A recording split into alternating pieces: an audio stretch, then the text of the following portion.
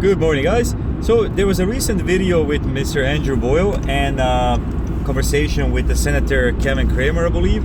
And Andrew Boyle is a vice president or vice chair of trucking organization. So basically, it's a pushback. It's a pushback that we've expected from the fleets because nobody likes a change. Fleets are used to and accustomed to one way of operation. They know their profit margins, they know their routes, they know their clients. As soon as you create a new mandate, it throws a wrench in a perfectly good system, right? It changes everything, especially with the BEVs. It's going to change your routes, it's going to change your timing, charging, cost, operation, maintenance. Many things get changed, and fleets don't like change, and I don't blame them. But change is necessary if we're willing to move in a direction that we're trying to move.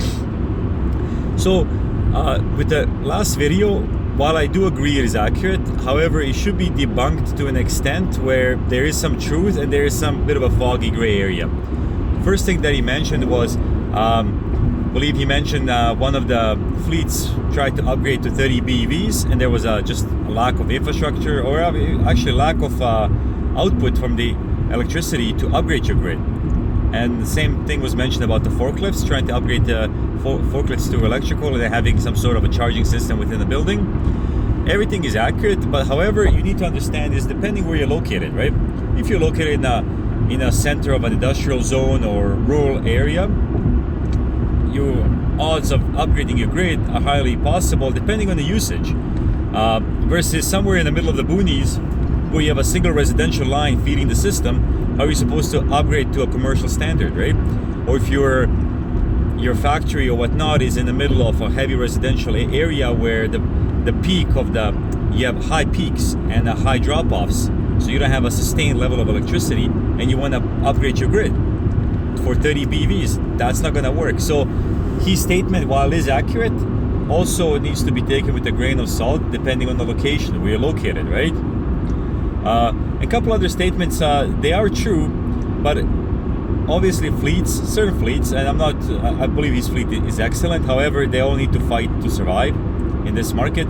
Fleets will fight back, only highlighting the negatives, which with the lack of understanding and education, thinking there's only BEVs for short and long haul, not long haul, but short and long haul out there.